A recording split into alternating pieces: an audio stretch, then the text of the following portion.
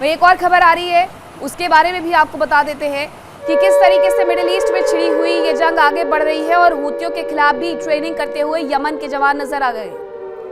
Yemen का ही संगठन है ये हूती, लेकिन यमन सरकार इन्हें सपोर्ट नहीं करती है। खामनेई और हूती कमांडर्स की तस्वीरों पर शूटिंग प्रैक्टिस की जा रही है यमन सरकार के सैनिकों की तरफ से।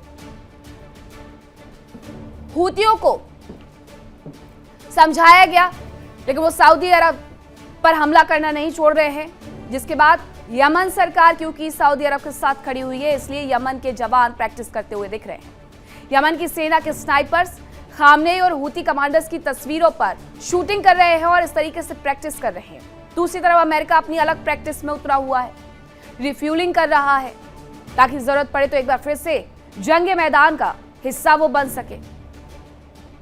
मिडिल ईस्ट का हर हिस्सा सुलगते हुए नजर आ रहा है, हर कंट्री सुलगते हुए नजर आ रही है। Houthi Saudi Arabia, Israel Hamas, Israel Hezbollah, Israel Houthi, Israel Iran, और अब तैयारी इजराइल और तुर्की की भी नजर आती है। दूसरी तरफ इजराइल की तरफ से सीरिया पर भी बड़ा हमला किया गया।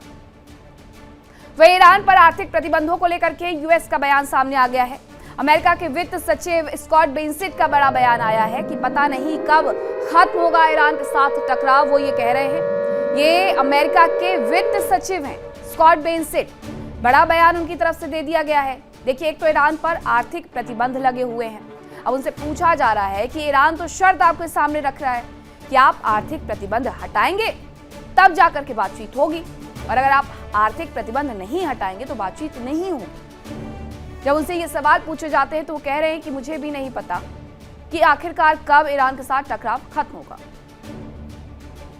ईरान का परमाणु प्रोग्राम खत्म करने के मकसद से शुरू हुई मिडिल ईस्ट की जंग अब हॉर्मुज स्ट्रेट पर केंद्रित होती नजर आ रही है। अमेरिका लाख दावा कर ले कि हॉर्मुज पर उसका राज है, लेकिन आंकड़े दावा कर रहे हैं कि हॉर्मुज में जहाज मजबूरी में ही सही, लेकिन ईरान का आदेश मानने को तैयार नजर आते हैं। अब कैसे तैयार नजर आते हैं इस रिपोर्ट में आप देखें।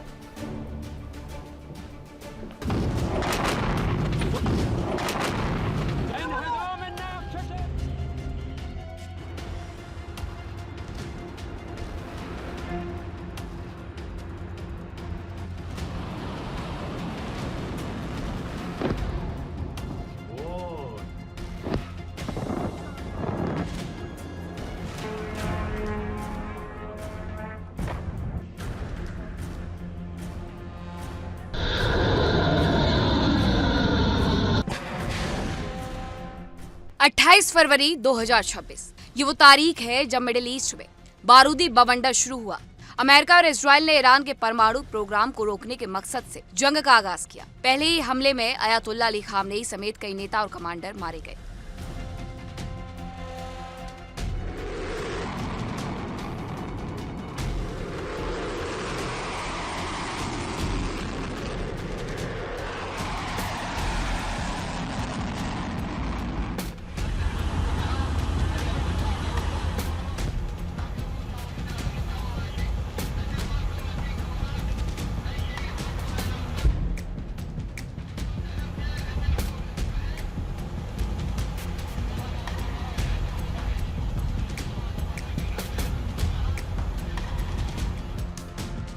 अमेरिका और इजराइल के लिए अयातुल्ला अली खामनेई की मौत ही पूरी जंग में एकमात्र कामयाबी रही, क्योंकि इसके बाद ईरान ने ऐसा बवंडर मचाया जो अमेरिका और उसके सहयोगी देशों समेत पूरी दुनिया टेंशन में आ गई। ईरान ने खाड़ी में मौजूद अमेरिका के सैन्य बेस पर तबाही मचाई, खाड़ी देशों के अहम अड्डे तबाह कर दिए।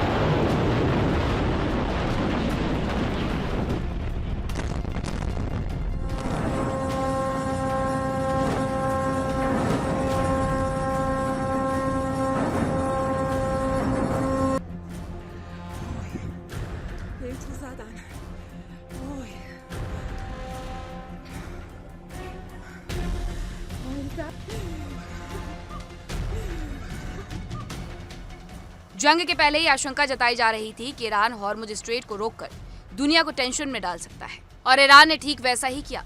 हॉर्मुज स्ट्रेट पर ईरान की सेना ने ऐसा शिकंजा कसा कि दुनिया की करीब 20% तेल और गैस की सप्लाई थम गई।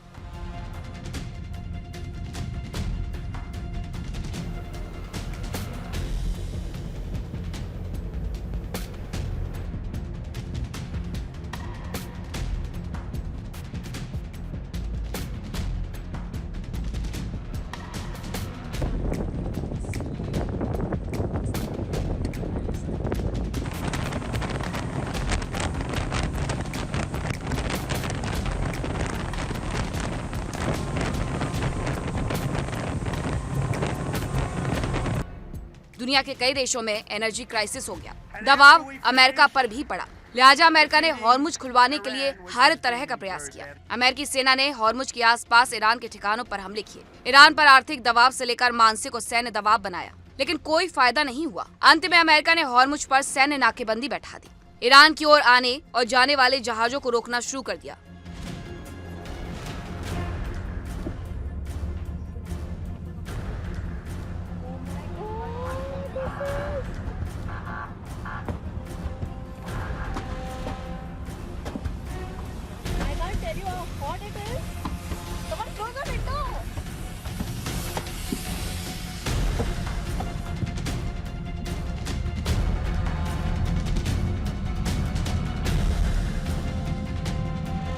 अमेरिका और ईरान के बीच समझौता हुआ। राष्ट्रपति ट्रंप और राष्ट्रपति पेजेश्कियान ने समझौते पर दस्तखत किए, लेकिन ये समझौता भी टकराव की बड़ी वजह बन गया।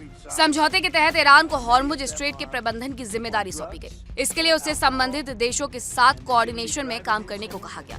साथ ही हॉर्मुज स्ट्रेट से सी माइंस हटाने की भी जिम्मेदारी दी गई, जिसके बाद ईरान ने हॉर्मुज पर अपने आदेश लागू कर दिए।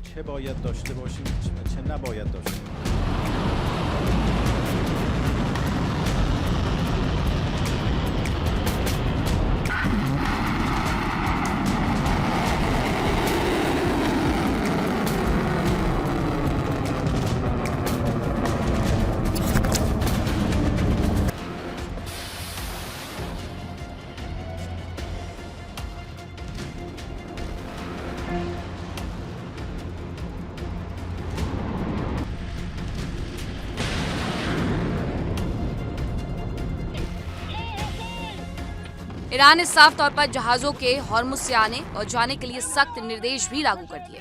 इन आदेशों को नहीं मानने वाले जहाजों पर हमले किए गए। रिपोर्ट्स बताती हैं कि ईरान ने ओमान के साथ मिलकर हॉर्मुज के प्रबंधन से संबंधित नियम बनाए।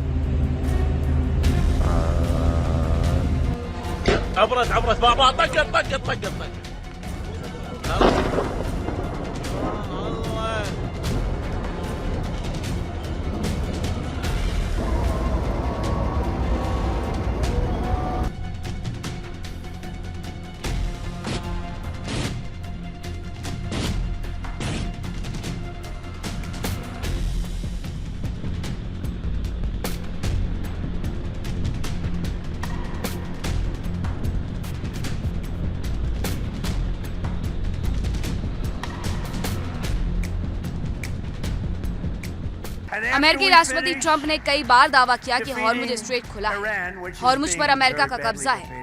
यहाँ तक कि ट्रंप ने हॉर्मुज के इलाकों को अमेरिका का क्षेत्र घोषित करते हुए एक नक्शा भी पोस्ट किया, लेकिन ईरान ने साफ कर दिया कि हॉर्मुज का सिकंदर वो ही है। और अब आंकड़े ईरान के दावों पर मोहर भी लगाते दिख रहे हैं।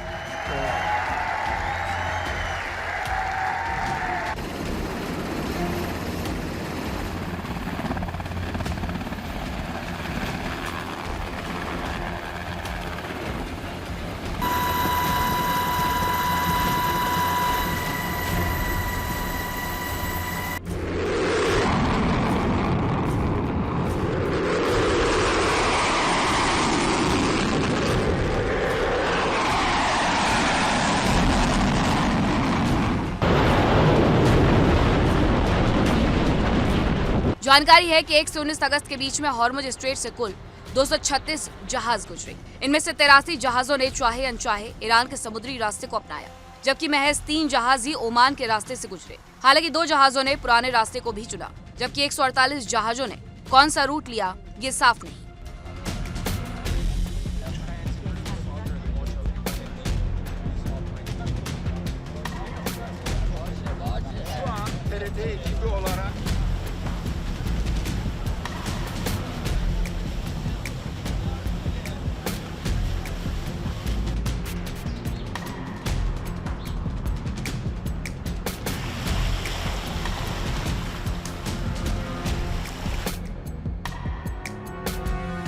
आंकड़ों में सबसे चौंकाने वाली बात यह है कि 148 जहाजों के सटीक रूट का पता ही नहीं चल सका। एक्सपर्ट्स मानते हैं कि अमेरिकी प्रतिबंधों और ट्रैक किए जाने के डर से कई अंतर्राष्ट्रीय जहाजों ने अपने ऑटोमेटिक आइडेंटिफिकेशन सिस्टम यानी AIS बंद रखे या फिर ईरानी नेवी के निर्देशों का पालन करते हुए सुरक्षित रास्ते चुने।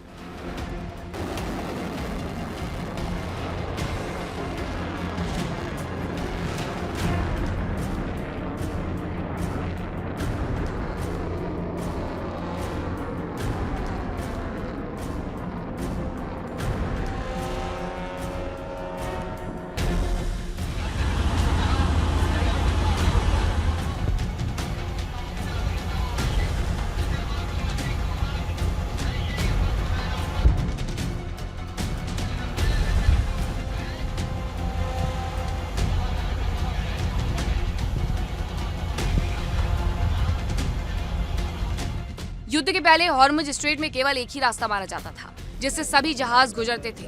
उनका रास्ता, बंदरगाह, एग्री में और सुरक्षा व्यवस्था तय होती थी। लेकिन जंग के बाद से हालात काफी बदल गए।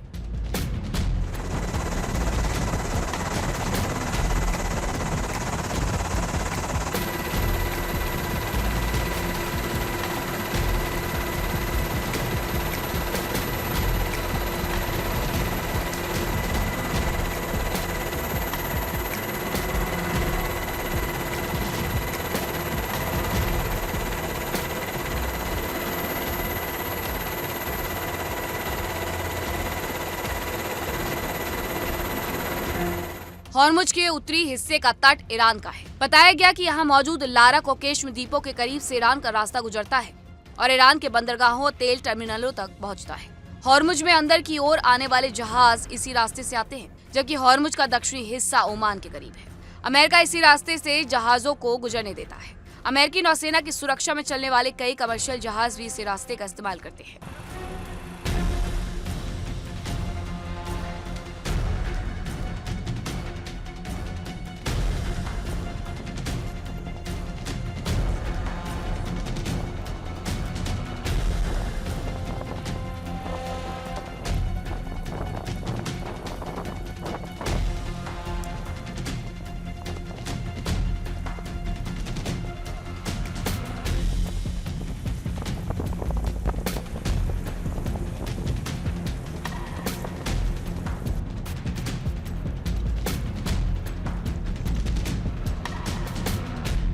समुद्री खुफिया कंपनी कैपलर के अनुसार 1 से 19 अगस्त के बीच में 112 तेल, एलपीजी और एलएनजी ले जाने वाले जहाज हॉर्मुज स्ट्रेट से गुजरे।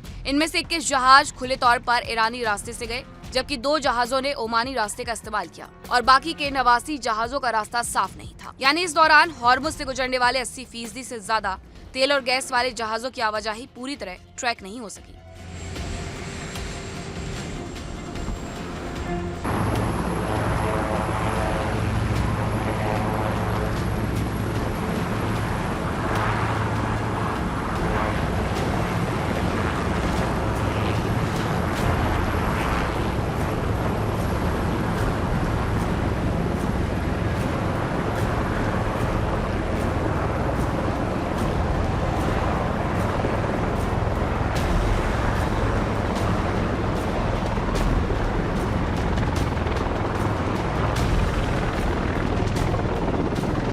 साफ है कि कुल जहाजों के करीब 35% ने सार्वजनिक रूप से ईरानी रास्ते का इस्तेमाल किया। इसके मुकाबले ओमानी या पुराने रास्ते से गुजरने वाले जहाजों की संख्या बहुत कम रही। संकेत साफ है कि कई जहाज अमेरिकी धमकियों के बावजूद ईरानी रास्ते का इस्तेमाल करने को तैयार हैं।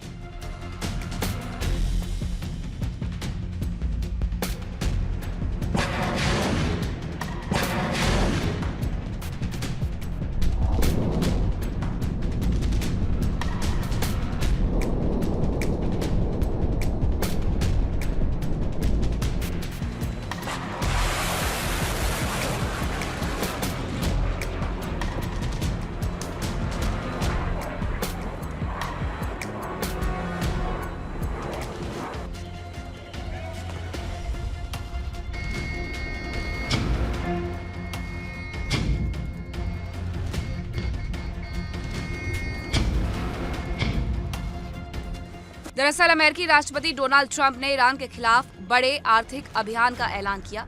उन्होंने ईरान को आर्थिक मदद या सामान पहुंचाने वाले देशों को गंभीर नतीजे भुगतने की चेतावनी दी। उस ईरान ने साफ तौर पर कहा कि अमेरिकी दबाव उसकी आजादी, सम्मान और संप्रभुता की रक्षा के संकल्प को नहीं बदल सकता। ईरान ने अमेरिका के आर्थिक कदम को आर्थिक आतंकवाद और मानवता के खिलाफ अपराध बताया। अमेरिका का मकसद ईरान के साथ होने वाले वित्तीय लेन देन और कारोबारी रिश्तों को सीमित करना है।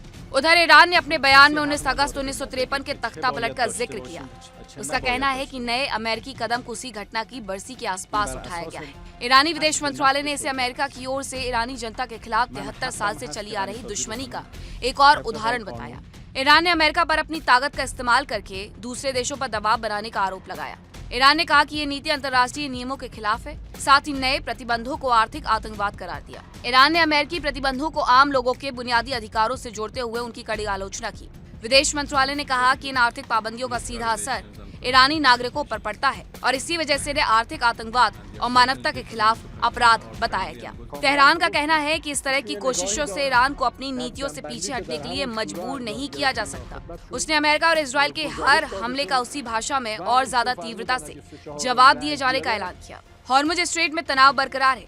ईरान ने हॉर्मुज स्ट्रेट में जहाजों पर हमला किया तो अमेरिकी सेना ने ईरान के अहम सैन्य ठिकानों, रडार साइट्स और निगरानी केंद्रों को निशाना बनाया। माना जा रहा है कि इसी वजह से ईरान की हॉर्मुज में निगरानी करने की क्षमता प्रभावित हुई और शायद यही वजह है कि अमेरिका बिना ईरान से इजाजत लिए हॉर्मुज स्ट्रेट से कई तेल टैंकरों को निकाल चुका है। फिलहाल हॉर्मुज स्ट्रेट पर ईरान का कब्जा बरकरार है। शिपिंग कंपनियां चाहे अनचाहे ईरान का आदेश मानने को मजबूर दिख रही हैं, क्योंकि अमेरिका लाख दावे कर ले लेकिन उसे जहाजों को भरोसे में लेने के लिए हर जहाज को हर मिसाइल, हर गोली, हर ड्रोन और हर तरह के हथियार से बचाना होगा, जबकि ईरान को दहशत फैलाने के लिए महज एक जहाज पर कोई छोटा सा ही सही लेकिन हमला करना होगा। Bureau report, India daily 24/7।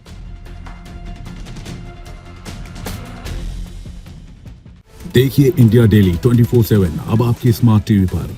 India daily मौजूद है सभी डिजिटल प्लेटफॉर्म पर लाइव और लगातार। इंडिया डेली 24/7 हर दिन राष्ट्र को समर्पित।